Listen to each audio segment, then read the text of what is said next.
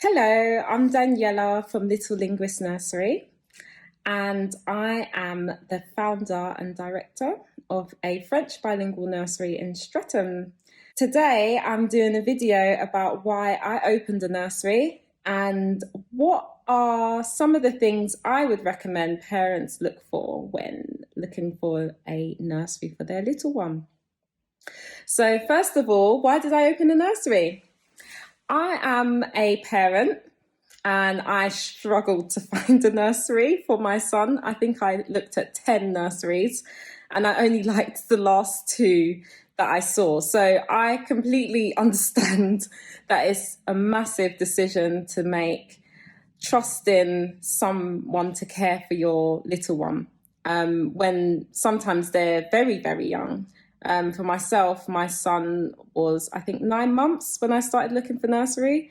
So it was a massive decision, knowing that he wouldn't be able to tell me how his day was. And I had to kind of go by how I felt about the settings when I was having the tours. So my number one point is always have a tour of the setting. You need to see for yourself, do you feel confident in these people looking after your little one? Why did I open a French bilingual nursery? So I was working in a bilingual school, and I just thought it was amazing that these children were speaking fluently in two languages, and I started to research it. I volunteered in a few bilingual nurseries so I could kind of see how it works. But I was already studying in childcare and working in childcare. But I thought, what an amazing, unique selling point to have, especially in London. Myself, I cannot speak more than one language. I have tried. I'd say I'm a beginner in a couple of other languages. But yeah, I really think it's an important skill to have. And as an adult, I feel like it's quite difficult to learn another language. But children seem to learn it effortlessly. And I'm sure it's not effortless for them, but they definitely pick up languages much easier when they're under 3. So it's a great time to start teaching a language. So that's why I opened a bilingual nursery. And why did I go with French? I went with French because at the time that I opened the nursery, that was one of the main second languages that schools were teaching in the area we're in, which is Wandsworth. I think we've been open for 7 years now, so it's a bit different now. A lot more schools are teaching other languages apart from French, but I went with French, and that's what we've stuck with. 70% of the children attending our setting are bilingual, but not necessarily French speakers. A lot of parents choose us because they value a nursery that teaches another language, and a lot of our parents are obviously bilingual themselves as well, but not necessarily French speakers. So the children are often starting learning French for the first time. And lastly, why I opened the nursery is I felt like I struggled to find flexible childcare.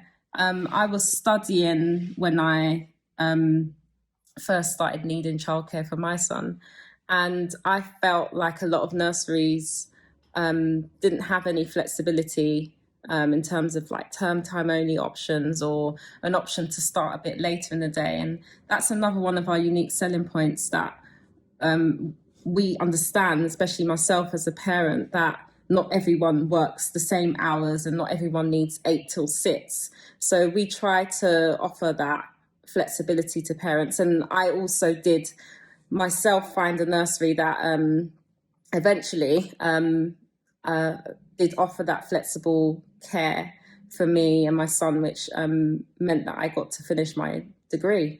And yeah, so that's why I opened the nursery. Now, what should you look for when you're looking for a nursery for your little one? So my top 5 points I'll give you. So number 1, I would say you're going to be looking at the staff. Well, this is my personal number 1. The staff are obviously who are going to be looking after your children on a day-to-day basis. It's often the manager that will show you around, But I myself remember being toured of some nurseries and not getting any interaction from the staff members, and it made me feel a bit uncomfortable. I think maybe some parents are quite okay with that. But me personally, I wanted to meet the staff that were going to be looking after my children, and find out a bit more about maybe why they decided to work with children. It's a very delicate job, and us at Little Linguists take great care in recruiting staff. I normally would only recruit someone who has a genuine passion for working with children, but that is not always the case in the childcare sector. And but I do think it's important that parents look for that. What do you want from the person that's looking after your child? Like, what qualities do you want that person? It's not going to be the same for every nursery. When I do tours, especially for new parents, I think some parents struggle to work out what they even want from a nursery because it's all so new to them. And I try to give them this analogy of when you're going to buy a new car. Obviously, if you go to a car showroom and all the cars are brand new and shiny, they're all very appealing to you because they're all new. But there's normally something that makes you choose the car that you want, or that you end up buying. And I say to them at the start of tours, just think about it. What do you really want for your child in the nursery? Is it that you really want them to be happy? Is it that you really want them to be safe? And think about these things when you're looking for nurseries. Sometimes you can find that information out from their website. But yeah, think about what's really important to you from the nursery that you choose and the staff that you see in the setting.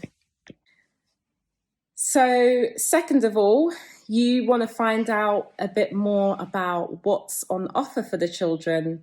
What's their routine like? What will your child be doing when they're at nursery? And I'm sure it's different in every single nursery that you go to. But, you know, I guess one of the key things to think is there are forest school nurseries. There's some nurseries where they take place fully outside. Is that something you would like for your child? I went to see a nursery where they had a open door where the children could go outside whenever they wanted, and I personally didn't like that. But there's lots of parents that do. So you have to think about what kind of things do you want? Are you quite happy that your child's going to be outside all day, or that they can go outside all day in any weather? Or would you prefer a nursery where they have set times that they go outside? So yeah, think about the routine. That's my second point. My next point would be safety. Is this nursery safe? You can ask them what steps do they take to make sure the children are safe on a daily basis. Are the handles high in the nursery? Can children wander throughout the nursery? Can they leave a room without asking? So yeah, the safety of the children is something that you need to be thinking about when you're having a tour. Looking around, are the radiators covered, or what steps do they have in place if they're not? Are there high chairs? How often do things get cleaned?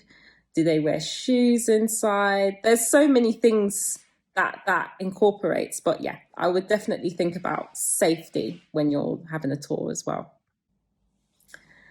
Something that's very important to me when looking at a nursery, and for me now with my children as they're older, was schooling, was cultural sensitivity. Is the setting diverse? And if it isn't, how do they teach the children about other cultures? In our setting, we're obviously quite high up in terms of cultural sensitivity, we try to celebrate lots of different cultures in our setting. Our staff are quite diverse and our children are quite multicultural as well, which is a display of what London is like in general. Probably one of our key strengths, that we're a very diverse setting. We try to incorporate different children's cultures into the nursery, and we even have in the past invited parents in to talk to children about cultural celebrations that they celebrate in their culture. And yeah, I mean, it might not be important to all parents, but yeah, I'd say looking at cultural diversity, I imagine a lot of parents would want their children to be well-rounded and able to communicate and respond to people from different cultures, and that speak different languages. So, you know, not all nurseries are bilingual, but how does the nursery support children that possibly have English as a second language and their parents? In our setting, we try to work with parents and incorporate the things that they would like. We try to incorporate children's home life into the nursery. So celebrations that parents are doing at home that are important to them and their family, we try to incorporate that in the nursery, or ask parents to bring in photos so they can share that information with the teachers, and then they can show it to the other children in the rooms as well. And then last but not least, I would say happiness. When you're having a tour of a setting, are the children happy? So children cry, unfortunately. I don't think there's ever been a baby that hasn't cried. I mean, when they're born, if they're not crying, then there's normally a lot of concern. So yeah, I would say when you're looking around the nursery, are the children in general, are they happy? I mean, there might be one child that's a bit upset, but how are staff responding to that child? Are they ignoring the child? Are they supporting that child? Is there enough activities out for children with different interests to find an activity that they're interested in? And we have a happiness guarantee at our setting because we think it's really important that the children attending our setting are happy, and their parents. You know, we have two customers. We have the children and their parents, and we try to keep both happy and work together to make sure that Little Linguist is a happy environment. And so when you're looking at nurseries, I would say, yeah, those are my top pointers. I hope you found this useful. I mean, there's so much information on the internet. And every single parent, I'm guessing, has a different list of things that they think is important when looking for a setting. And I've just given you my top 5. Hope you found it useful. As usual, if you liked this video or found it interesting, please give it a thumbs up and subscribe to our channel if you would like to find out more about Little Linguist Nursery in Streatham.